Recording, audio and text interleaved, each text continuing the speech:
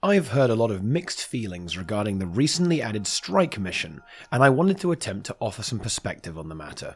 I was really surprised to see the strike mission feature announced during the Icebrood Saga reveal, and everyone was pretty excited about it.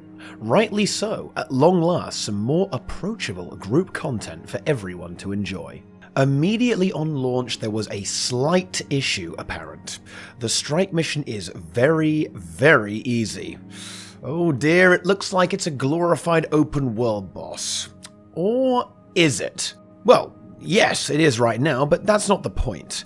I'd like not to worry about the details just yet, as it is only the first iteration, and instead look at the broad mechanics of the missions. Strike missions seem to solve a lot of problems with group content that Guild Wars 2 has. Very easy to get into with an auto group finder.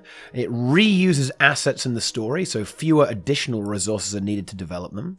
Raid-like mechanics, high-end exclusive rewards, performance-based rewards, huge potential for scalability and difficulty, but in a story or open world context. And most importantly of all, without the stamp of the dreaded R word, raid.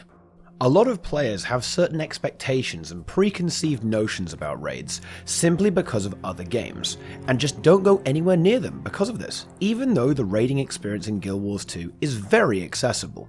I would encourage us all to look past the trivial difficulty for now, and instead look at strike missions as a design concept, because if you do, they're really, really good. Even better is the somewhat revealed future. ArenaNet stated that the fight will evolve as the story progresses, and the full model of the beast has already been data mined, along with various achievements, including a challenge mode and beating it without dying. Now, this evolution may be a way of getting out of making new missions, and I really hope that's not the case, and I'm certainly very curious as to how exactly that will work. If the old versions are somehow accessible, or if any new rewards get added or removed, but I'd be surprised if we don't see a strike mission per episode, which would certainly be a welcome addition, especially if challenge modes are available. We also know that a big world boss known as Drakkar is coming soon, apparently somewhat similar to Triple Trouble in terms of challenge. Now, I'll only believe that when I see it. Open world and anything other than face roll doesn't seem terribly likely, but who knows? I think that in time, this sort of system could acclimatize the community to the idea of 10-man content not being that scary, providing a place for new guilds to start and allowing those with no interest in anything organized to participate through the auto-group system. They could also form a difficulty ramp of sorts and introduce the idea of doing damage through not only attacking but also through boon support while handling multiple mechanics. It wouldn't take much to make the Icebrood construct a raid level encounter.